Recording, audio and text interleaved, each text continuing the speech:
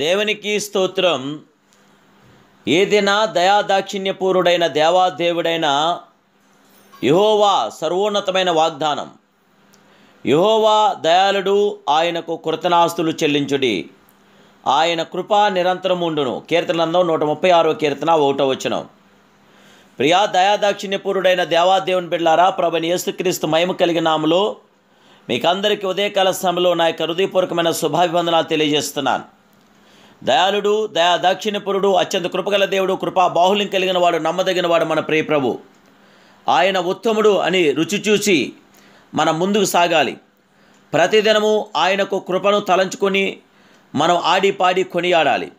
ఆయన కృప నిరంతరం నిలిచి ఉన్నదని, అది ఎన్నడూ మనల్ని విడవదని, ఎడబాయదని మనము గ్రహించాలి. దేవాదేవుని బిడ్డలారా, కైనా మనము దేవుణ్ణి ఎప్పుడైతే మహిమార్థంగా జీవిస్తున్నామో అప్పుడే ఆ దేవాదేవుడు ఆశ్చర్యకరమైన కార్యాలు మన జీవితంలో ఆయన చేయగల గొప్ప దేవుడే. కైనా దేవుని స్తుతించండి, దేవుని మహింపరచండి, దేవుని గణపరచండి. ఆయన దయాళుడు. దేవుడు వేలాది మేళ్లను చేస్తున్నాడు, ఎంతో ప్రేమతో నడిపించున్నాడు. తన ప్రజలను స్థిరపరిచి వారికి కానానును స్వాస్యముగా ఇచ్చిన మహిమాస్వరూపుడు. కాబట్టి దేవునికి సమస్తము ఈవులను జ్ఞాపకము తెచ్చుకొని, దేవుని యొక్క సమస్త కార్యాలు జ్ఞాపకం తెచ్చుకొని ఒకే పదమును పదే పదే చెప్పి దేవుని స్తుతించండి. యెహోవా దయాళుడు, ఆయన కృప నిరంతరం నిలిచున్నని స్తోత్రం చేయండి. మేఘము మందిరము నిండా నింపెను. యెహోవా తేజస్సు మందిరము నిండుకొనగా యాజకులు ఆ మేఘమున్న చోట నిలువలేకపోయారు. 2 దినవృత్తాంతములు 5వ అధ్యాయం 13వ వచనం 14వ వచనం చూస్తున్నాం.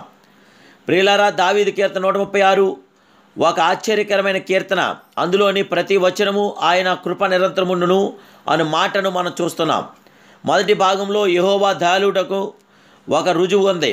తర్వాత భాగంలో ఆయన స్తుతులకు పాత్రుడని ఒక రుజువు ఉంది. ఆ దయాళుడు కృపగలవాడు, ఆయనకు నీకు ఒక వాగ్దానము ఇచ్చి ఉన్నాడు. పర్వతము తొలగిపోయినను, మెట్టలు తత్తిరిల్లను, నా కృప నిన్ను విడిచిపోదంటున్నాడు.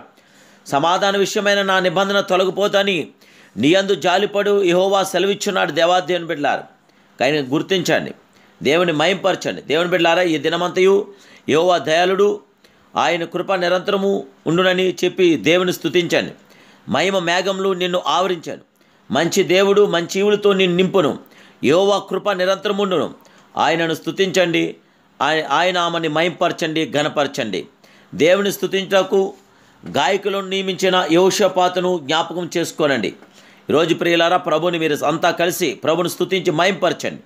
పరిశుద్ధాత్మ దేవుడి ఘనముగా మీరు ముందుకు సాగండి. దేవుడు తన ద్వారాలు మీకు తెరిచి గొప్ప కార్యం జరిగించును గాక. ప్రార్థన చేసుకుందాం. ఉన్నతమైన మా ప్రియ దయాళుడా, దాక్షిణ్యపూరుడా, అత్యున్నతుడా, మహోన్నతుడా, మహోజ్వలుడా, నీకు వందనాలు. ఇదిగో ప్రభ, ఈ దినం ప్రభ నీ శుభవాగ్దానం ద్వారా మమ్మల్ని బలపరచండి. ఉదయకాలం నీ ఆశీర్వాదాలతో, నీ సమాధానం, నీ సంతోషం నుంచి దినమంతా మమ్మల్ని పేరట నడిపించి బలపరిచి మా యొక్క జీవితంలో జయమనుగ్రహించి నీ కృపగల కార్యం, నీ ఘనమైన కార్యం, నీ సర్వోన్నతమైన కార్యం మీ పిల్లల్ని మాకు దయచేయమని, మహిమ ఘనత ప్రభావాలు మీరు పొందమని యేస్తున్నాను ప్రార్థిస్తున్నాను బంగారు తండ్రి. ఆమేన్.